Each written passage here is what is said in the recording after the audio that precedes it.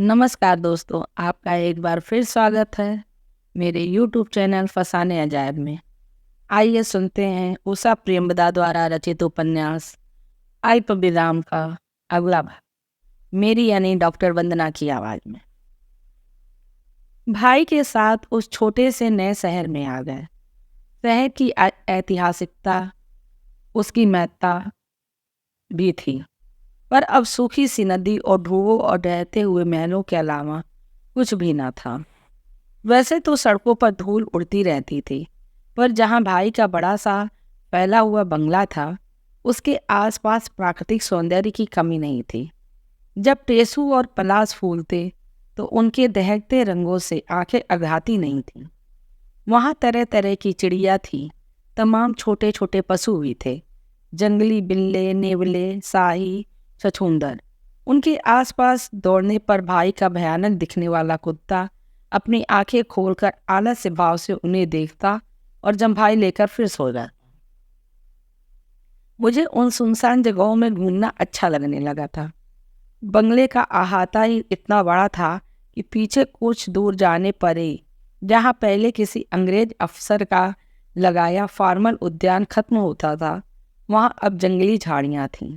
वहाँ मेहंदी भी थी और बाढ़ की बाढ़ जंगली तुलसी भी, जिसकी मंजरी की खुशबू हवा में मंडराती रहती थी। वहाँ एक गहरी तलैया भी थी।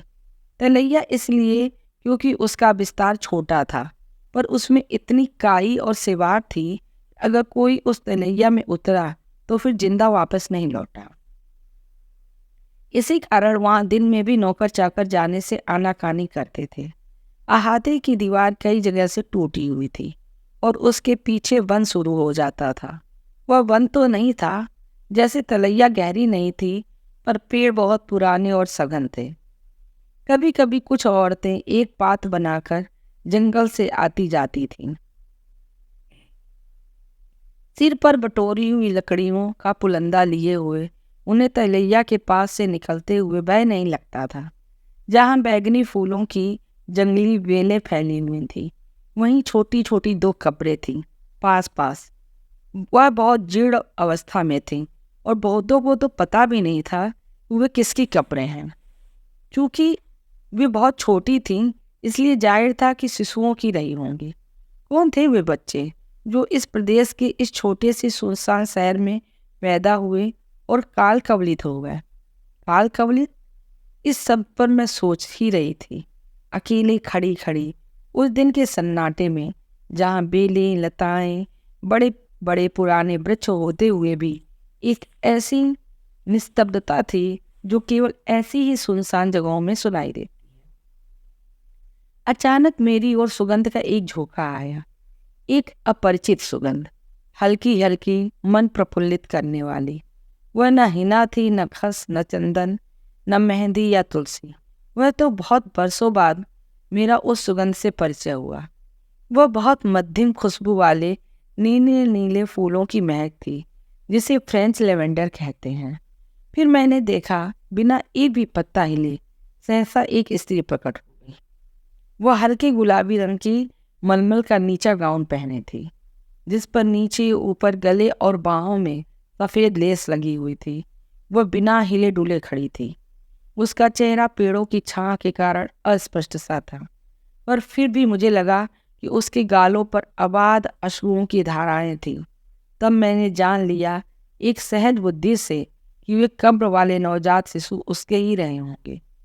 यह सब एक पलक झपकते ही हुआ, फिर वहाँ कोई नहीं था। पेड़ों के नीचे सघन छाया थी, हवा में कोई खुशबू भी नहीं थी। मैं वहाँ खड़ी न रह सकी, तुरंत पलट पड़ी। किसी भय या आशंका के कारण नहीं, सब कुछ स्वचालित था। जब मैं बाहर जाती थी तो मेरे साथ एक चपरासी भी चलता था, वर्दी वाला, और उसके हाथ में एक बर्छी भी रहती थी।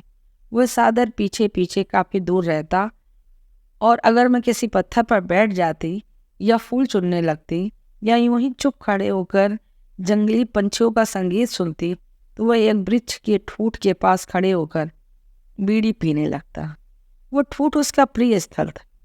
उस पर ऊपर से लेकर नीचे तक दीमक लगी हुई थी। वह अब भी वहीं खड़ा था, मुझे पलटते देखकर उसने बीड़ी फेंककर जूते से कुचल दी और विनीत मुद्रा में खड़ा रहा। जब मैं उसके पास से निकलकर आगे बढ़ी तो अपनी पगड़ी संभालता हुआ वह मेरे पीछे हो लिया। गर्मी के दिनों में झालर और लेस लगा मलमल का गाउन शरीर पर चिकना और स्निग्ध लगता होगा। कब और किस साल यह युवती यहाँ आई होगी, लंदन से जहाज में, फिर इस बीहड़ सुनसान जगह में उसने अपना आवास बनाया होगा, बच्चों को जन्म दिया होगा और भारत की भीषण तपती हुई गर्मी में उन्हें गवा दिया होगा, या उन्हें कोई और बीमारी हुई होगी। सहसा मुझे लगा कि मेरे चारों ओर समुद्र है, यहाँ वहाँ तक पानी का विस्तार, उसमें ऊंची ऊंची लहरें उठ रही हैं जिसमें जहाज डगमगा रहा है। मैं उत्सुक भी हूँ और भयभीत भी। फिर सब कुछ यथावत वैसा का वैसा। बड़े से पुराने ढंग के कमरे के बीचों बीच लोहे का पलंग, धीरे धीरे घूमता हुआ सीलिंग फैन, रोशनदानों के बाहर तेज धूप। धीरे धीरे मैं दो दुनियाओं, दो अस्तित्व में बट रही थी। एक थी मैं जो आज और इस समय में भी नहाती धोती बाल गोदती, बरामदे में झूले पर बैठती, बाग में टहलती। न जाने कौन सा आकर्षण मुझे उन कब्रों के पास खींच ले जाता और तब मैं हो जाती गुलाबी मलमल के गाउन वाली मेघ, लेवेंडर की भीनी भीनी खुशबू से परिपूर्ण, और मैं जार जार रोती अपने बच्चों की मौत पर। मैं कभी वापस लंदन नहीं गई। मैं लेटी लेटी सोचती उस मेम का क्या हुआ होगा। क्या वह वृद्धावस्था तक जीवित रही होगी, या फिर अनजान प्रदेश, अनजान भाषा और अनजान चेहरों के बीच धीरे धीरे पागल होती गई होगी। जब भाई दफ्तर चले जाते और माँ खाना खाने के बाद झपकियाँ लेने लगती, नौकर चाकर सब अपने घर चले जाते, तो मुझे कोई अनजानी आवाज़ आह्वान करने लगती। मैं बर्छी वाले चपरासी को चकमा देकर पीछे रसोई के दरवाजे से बाहर निकल जाती। पहले पड़ते गुलाबों के उद्यान जो अभी भी चौकोर क्यारियों में फूलते रहते थे, उसके बाद मेहंदी और तुलसी की बाढ़, नहाने वालों को लील लेने वाली तलैया, और फिर लतरों से ढकी कब्रें। मैं पेड़ों की छांव में खड़ी हो जाती। मेरी त्वचा पर महसूस होता मलमल का चिकनापन। मेरा शरीर महकने लगता लेवेंडर की खुशबू से। मुझे लगता कि मेरा दिल चाक चाक हो रहा है और आंखों में उमड़े आ रहे हैं अबाध आंसू। उन कब्रों में सोए पड़े हैं मेरे बच्चे जो अपनी पहली वर्षगांठ से पहले ही नहीं रहे थे। मैं अपने आप रोती थी ये लतरें अपने बच्चों की याद में। पर मैं थी वहाँ खड़ी थी अपनी साड़ी में जो पीले रंग की थी, जिसमें हरा तोता पंखी किनारा था। मेरा दिल साबुत का साबुत था, मेरी आंखें सूखी थी। यह आज था, विगत नहीं। मेरे ऊपर तेज धूप में चमचमाता आसमान था जहाँ एक हवाई जहाज उड़ा चला जा रहा था। यह एकमात्र जहाज था जो सप्ताह में एक दो बार ही आता था। सुबह आता और शाम को वापस चला जाता था। जिस दिन नहीं भी आता था तब मुझे उसकी आवाज़ की कमी महसूस होती। मैं वापस आकर अपने लोहे के पलंग पर पड़ जाती। निश्चय ही यह दंपत्ति का कमरा नहीं रहा होगा, शायद बच्चों की आया या गवर्नेंस का होगा। बंगले के चारों तरफ चौड़े चौड़े बरामदे थे, सामने 3-4 सीढ़ियाँ थीं और गोलाकार खंभे। उसके बाद बैठक रही होगी, फिर खाने का कमरा। बड़े बेडरूम से लगे हुए 3 छोटे छोटे कमरे थे। आखिरी कमरे का दरवाज़ा पीछे बरामदे में खुलता था। शायद वही साहब का कमोड साफ करने के लिए विशेष कर्मचारी आता होगा। बाकी दोनों कमरे ड्रेसिंग रूम में रहे होंगे। दर्पण, बड़ी बड़ी शीशम की अलमारियाँ। बड़े बेडरूम में सीलिंग फैन तो था ही, पर 2 पुराने स्टाइल के कुंडे भी थे जहाँ हाथ से चलने वाला बड़ा पंखा लगा हुआ और एक आदमी उस पंखे को खींचने के लिए नियुक्त किया गया होगा। खिड़कियों में पर्दे कैसे होंगे यह मैं अभी सोच न सकी, पर जान रही थी कि मेरा कमरा अपेक्षाकृत सादा रहा होगा, यदि उससे भी संलग्न 2 छोटे कमरे थे। ड्रेसिंग रूम जो दूसरे प्रकोष्ठ में खुलता था, मेरा उन दिनों कोई दायित्व नहीं था, क्योंकि मेम साहब के कोई बच्चा नहीं हुआ था, और होता भी तो उसे पढ़ने लिखने की आयु में आते आते 2-2.5 साल लग ही जाते। पर मेम साहब इस बीहड़ अनजान प्रदेश में अकेली थे और मैं जवान अकेली लड़की। उन दिनों मैं उनकी सखी कैंपेनियन थी, उनकी सलाहकार। हम साथ साथ लंदन से आए नमूनों में से नर्सरी के पर्दे चुनते। मीर साहब के गाउन और फ्रॉकों का कपड़ा पसंद करते। दर्जी पूरे पूरे हफ्ते बैठकर हाथ की सिलाई से वह कपड़ा सीता। शाम को हम साथ साथ टहलने जाते। मीम साहब धूप न होने पर भी छतरी थामे रहते। हम सोचते कि इस बरसात में कहाँ कौन से फूल लगाए जाए और कलकत्ते की नर्सरी से पौधों और बीजों का इंतजार करते। पर यह मीम साहब वह नहीं थी जिन्हें मैं पेड़ों की छाँव में देखा करती थी। वह कमसिन थी, दुबली पतली छरहरी, बहुत कुछ मेरी तरह। ये मीम साहब 40-42 की थी, पकी हुई तेज तर्रार, हिंदुस्तानी नौकरों पर सख्त, मातहतों पर और भी सख्त, और सबसे सख्त अपने पति बड़े साहब पर। मुझे अंग्रेजों की बदसूरती खूबसूरती का कुछ इल्म नहीं था। मुझे तो साहब बदशक्ल ही लगते थे। वह कभी कभार ही हंसते, तब उनकी आंखें स्याह से नीले लगने लगती थीं। जब वह आहत होते तो और भी ज़्यादा नीले। तब उनकी बदशक्ली के बावजूद मेरा मन उन्हें पुचकारने का होता। वह गर्मियाँ थी, बरामदे में कुली बैठकर पंखा खींचते रहे। हंस की टट्टियाँ पर बार बार पानी डाला जाता। बाहर गुलाब और सारे फूल पत्तियाँ पीले पड़कर मुरझाने लगे थे। यद्यपि 4 माली लगातार उनकी देखभाल में व्यस्त रहते। ऐसी ही एक दोपहर में एक दर्द भरी चित्कार से मैं जाग उठी। एक पल मुझे संभलने और समझने में लगा। फिर मैं जल्दी से मीम साहब के कमरे की ओर भागी। मीम साहब पलंग की पाटी पकड़े झुकी हुई थी। उनका सफ़ेद गाउन रक्त से लाल रंग से भरा हुआ था।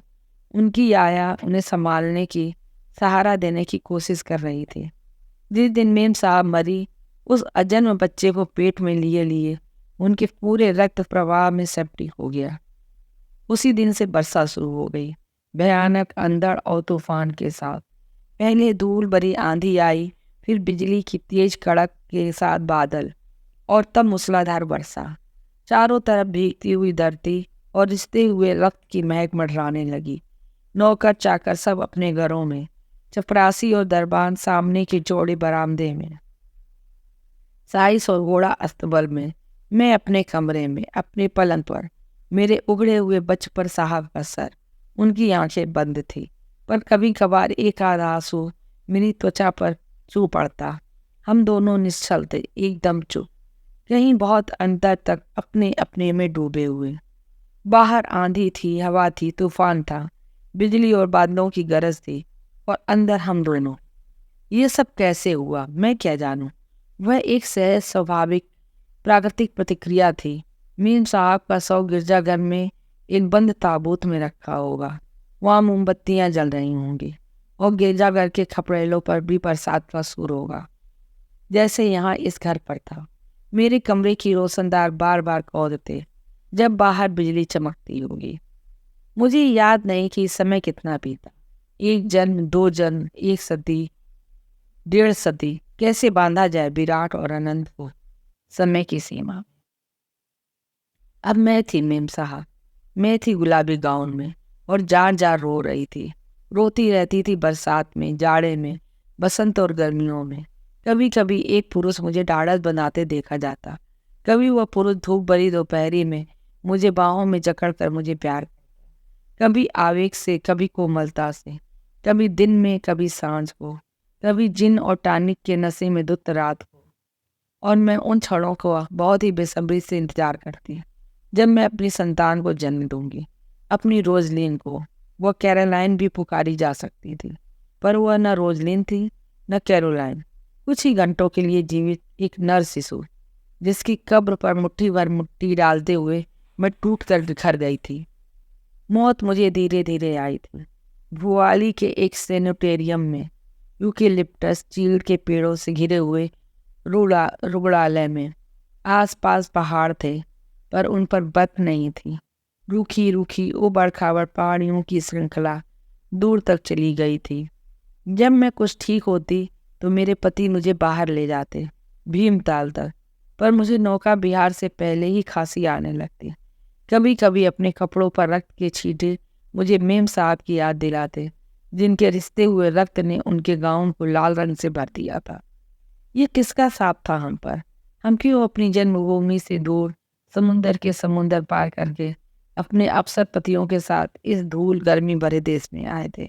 क्या दूसरी पत्नियों के साथ बैठकर चाय पीने या कामचोर और काहिल नौकरों के साथ सिर खपाने? हमारे पति ऊंचे ओहदों पर थे, उनका स्वभाव था, उनका रुबाब था, पर हम क्या थे? बच्चों को जन्म देकर उन्हें मरता हुआ देखने के लिए? मैं उन सेनेटोरियम में कितने दिन रही या कब मरी, मुझे क्या याद। मैं तो निरंतर अपनी को उसी उजाड़ और बीहड़ प्रदेश में पाती थी जहाँ मेरे दोनों बच्चों की कब्रें थीं, जिन्हें गोद में लेने का अरमान कभी पूरा ही नहीं हुआ। मुझे उन बच्चों की शक्ल भी याद नहीं। उनकी आंखें किस रंग की थी, नीली या हरी? उनके बाल भूरे थे या सुनहले? वैसे भी अंग्रेज बच्चे अधिकतर बचपन में ही मर जाते थे। अंग्रेजों को तब भी सुविधा थी, नौकरों और प्रजा के बच्चे पैदा होते रहते थे और मरते रहते। यह देश ही ऐसा था जैसे बच्चे बचपन में और स्त्रियां प्रसव काल में मरने के लिए ही रोती थी। बाहर से मैंने मुंशी जी को आते देख। वो बहुत वृद्ध और ईमानदार व्यक्ति थे। भाई उनका बड़ा आदर करते थे। अवकाश प्राप्त करने पर भी कभी कभी उन्हें बुलवाते थे, क्योंकि उनके पास बस्ती और निवासियों के बारे में ज्ञान का भंडार था। बंशी वाला चपरासी मेरे आगे था। मैंने पूछ लिया उन दो कब्रों के बारे में। कब्र कब्र तो यहाँ कोई नहीं है, आसपास भी नहीं। गिरजाघर के पास एक पुराना कब्रिस्तान जरूर है। वो वहाँ तलैया के पीछे मुंडेर के पास। मुंशी जी पोपली हंसी हंस पड़े। अरे बिटिया रानी, वहाँ कोई सती हुई थी, सुना गया है, उन्हीं का चौतरा है। वो कब्र नहीं है, बहुत पुराना है, कम से कम 400 साल पुराना। अब तो लोगों को याद भी नहीं, उसका जिक्र भी ना करें, नहीं तो भीड़ की भीड़ उमड़ पड़ेगी। उन्हें मना भी नहीं कर सकते। आप लोगों को कितनी परेशानी हो जाएगी। आजकल तो लोग फूल चंदन चढ़ाने का प्रयोजन ढूंढते हैं। कौन थी वो सती, कुछ पता है आपको? मैं अरधम होते स्वप्न को पकड़ में बांधने की कोशिश कर रही थी। किसी छोटे मोटे राजा की रानी रही होंगी। पहले यहाँ एक राजमहल हुआ करता था। खंडहर हो जाने पर सफाई करके फर्ग्यूसन साहब के लिए बंगला बना दिया गया था। पिछले समय में यहाँ बहुत खंगार और बुंदेले राजे हुए और आपस में ही कटते मरते थे। कुछ थमकर उन्होंने पूछा, आपने गढ़कुंडार पढ़ा है बिटिया रानी? गढ़कुंडार नहीं तो क्यों? विराटा की पद्मिनी? वो भी नहीं। हाँ, ये पुरानी किताबें हैं, मैंने रद्दी में खरीदी थी। उन पर लेखकों के हस्ताक्षर थे, इसीलिए उन्होंने जिसे समर्पित की होगी उन्हीं के बसदारों ने कबाड़ी को बेच दी। मेरी वाइफ को पढ़ने का शौक है। उनका रामायण गीता में मन नहीं लगता, बस नॉवेल पढ़ती रहती हैं। मैं एक नकली खाली मुस्कान चेहरे पर चिपकाए समर्थन में सिर हिलाती रही। मैंने कहीं सुना था कि मुस्कुराते रहकर सुनने वालों की बात पर समर्थन में सिर हिलाते रहने से अच्छा इंप्रेशन पड़ता है। उन्हें नमस्कार करके सामने के दरवाजे से अंदर घुसते हुए मैंने हल्के रंग की लेस के झालादार पर्दों के पीछे गुलाबी मलमल का गाउन पहने हुए उस मेम को कहीं विलीन होते हुए देखा। पलक झपकते ही आज मैं यथार्थ में थी। जनवरी के धुंधलाए आसमान के नीचे जहां आने वाला इकलौता विमान उड़ता चला जा रहा था, निःशब्द। बहुत दिन उदासी और मातम में बीते। मेरे कमरे के बाहर वाले बरामदे में माली ने रंग बिरंगे गुलदाउदी के गमले सजाकर रख दिए थे, सफ़ेद, पीले और गहरे उन्नबी। हर कमरे में फूलों के गुलदस्ते थे, आजकल के गंधहीन पर सुंदर आकार वाले फूल। ये फूल बंगले के पिछवाड़े के थे, कहीं दूर से आयातित नहीं। मैं ढूंढती रही पलकों के पीछे उस मेम को, अपने को, पर वहाँ कुछ नहीं था, केवल कौओं की कर्कश आवाज़ें और नौकरों की बातचीत। रसोई घर से अलग थी, संलग्न नहीं। पीछे के बरामदे से लगे हुए 2 कमरे, एक पकाने के लिए, एक जिन्स रखने के लिए। मम्मी को यह पसंद नहीं था। उन्हें कभी कभार छुट्टी के दिन अपने हाथ से कुछ बनाकर भाई को खिलाना अच्छा लगता था। मूंग की दाल के चीले, खूब घी पड़ा, खूब भुनी हुई सूजी का हलवा। रसोई में उनका जाना बावर्ची और खानसामा दोनों को ही पसंद नहीं था। उन्होंने बावर्ची का कुल गोत्र पूछकर ही उसके हाथ का सकरा खाना स्वीकार किया था। वह उसे महाराज कहकर बुलाती थी। यदि वह सकल सूरत से एकदम पंडित नहीं लगता था, पर वह साफ कपड़े पहनता था और उसकी रसोई भी चकाचक रहती थी। मन में कहीं यह जानते समझते हुए वह उनकी जाति कुल के बारे में झूठ बोल रहा है, मम्मी ने उसे स्वीकार कर लिया।